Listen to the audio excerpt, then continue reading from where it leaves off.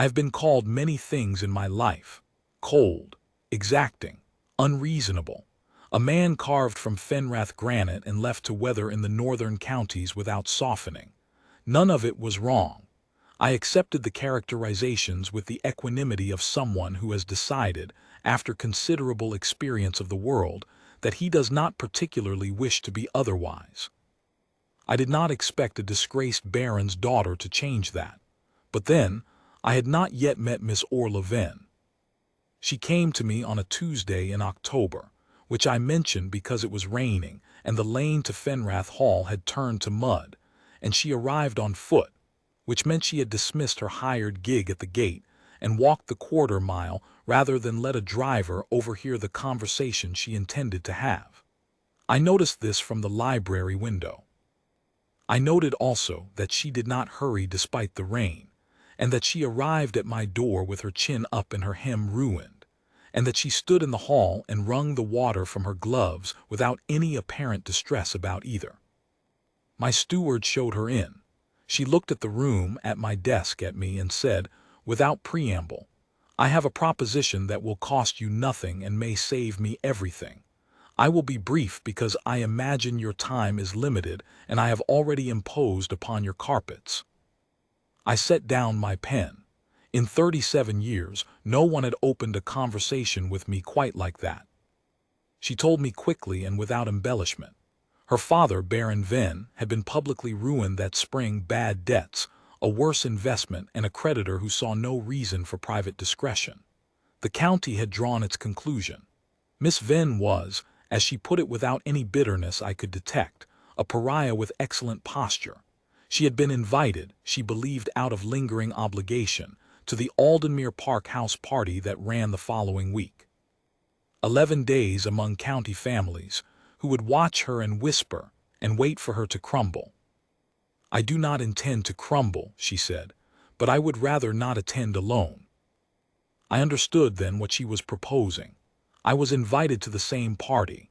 The Duke of Fenrath attends nothing as a rule, but I had been pressed into it by the Aldenmere family and had agreed before I thought better of it.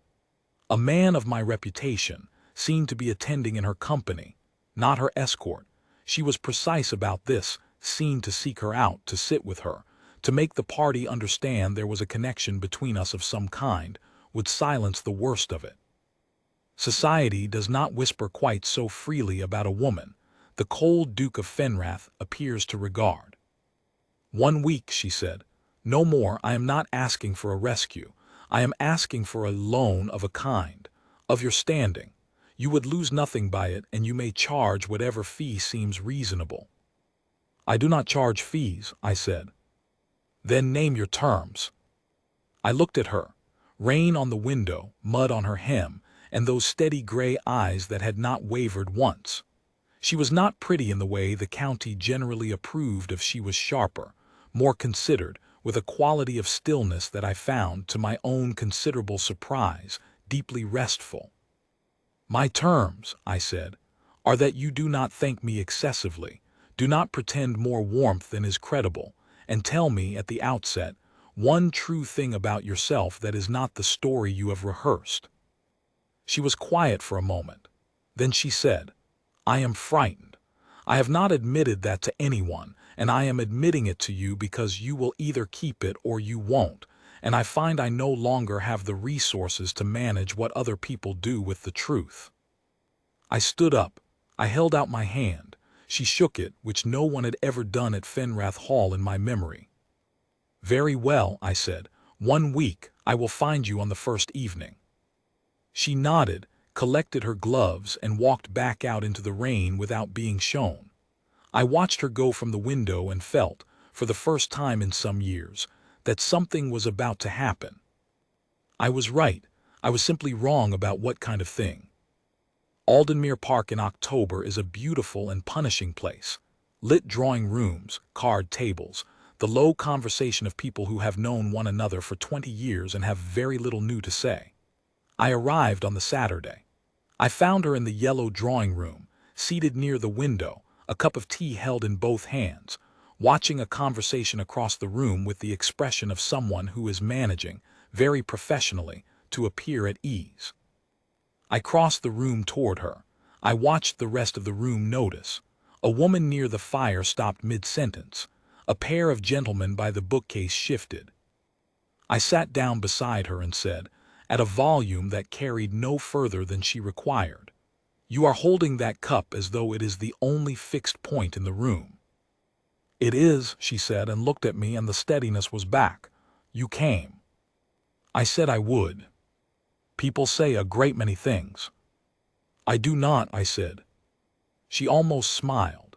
It was the briefest thing, a fraction of a degree at the corner of her mouth, and it hit me somewhere below the sternum in a way I found startling and did not examine too closely. We were seen together that evening at dinner, placed by some mercy of the hostess near enough to speak without effort. She talked about the Aldenmere Library, which she had visited that afternoon, and the water damage on the third shelf from the left in the east alcove, which no one appeared to have noticed. She had apparently written a note to the Aldenmere steward about it. I asked what she had said. She told me verbatim, from memory, in complete sentences that were precise enough to have served as a legal document. "You are wasted at house parties," I said. "I am wasted in a great many places," she said. "I've grown accustomed to it." She said it lightly.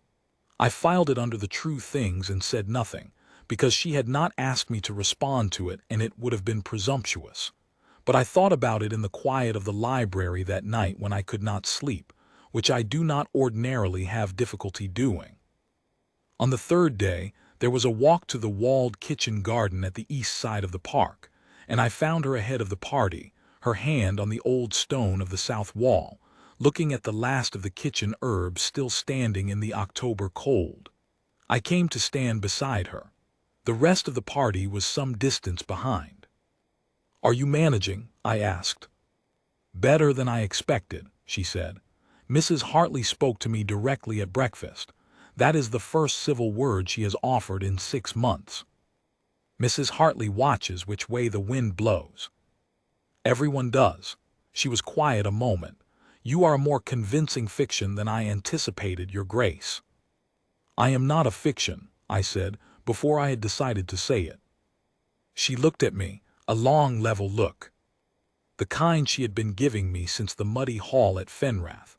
The kind that I was beginning to understand, saw rather more than was comfortable. "No," she said, "I don't suppose you are." The party arrived behind us, and we turned, and the moment closed. But it had been there, and we both knew it, and that evening at the card table I found I was watching her rather more than the cards, which is not something I do. I am a very good card player. That night I was merely adequate, and it took the whole of my concentration not to be less. On the 5th evening there was music after dinner, a young lady at the pianoforte, and then general singing, which I do not participate in, and nor did Orla. We sat at the far end of the room near the tall windows and said very little, which is something I have always believed is the true test of a person, whether you can be quiet with them without filling the silence with noise. She filled nothing. She sat with her hands in her lap and watched the fire and occasionally said a thing, and each thing was worth saying. "I did not expect to stop being afraid," she said at one point, not looking at me. "I expected to manage the fear. I have done that. But somewhere in the last few days it has become something else. I am not certain what." "Nor am I," said. She looked at me then. "That is an unexpected thing for you to say." "I am finding," I said, "that you occasion unexpected things." The fire crackled. The singing went on at the other end of the room. Neither of us spoke again for several minutes, and it was entirely sufficient. I went to bed that night and lay awake for a long time in a way that I identified, with some precision, as having nothing to do with the house or the party or the week's arrangement, and everything to do with the fact that in 5 days I had said more true things to this woman than I had said to anyone in the last decade, and she had returned the courtesy, and the week was ending in 2 days, and I had not once, actually calculated what came after. I calculated it now, lying in the dark with the night wind off the park coming through the curtain. It lasted approximately 4 minutes before I knew exactly what I intended to do. I am, at bottom, an efficient man. She rose early. I had expected that. I had risen earlier, which she had not expected. I saw it in the fraction of a pause when she found me in the east corridor at 7:30 on the final morning, already dressed, already waiting by the window at the end of the passage where the light came in gray and clear over the garden. She was carrying her gloves. She was going to be gracious about it. I could see the speech assembled behind her eyes, the careful words designed to release us both without embarrassment or obligation. I spoke first. "I find," I said, "that I have no intention of this being the last morning." She was still. In the gray light of the corridor, with her gloves in her hands and her hair not quite finished, she looked at me with the full weight of those steady eyes, and for the first time in our acquaintance, I watched her composure do something it had not done once in 6 days of a county house party scrutinizing her from every angle. It held, but it was a different kind of holding, not the management of fear, but something new and unguarded that she did not appear to be managing at all.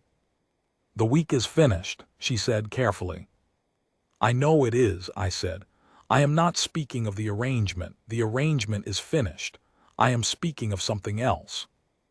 "You should be precise," she said, and her voice was not quite steady, which was the first time.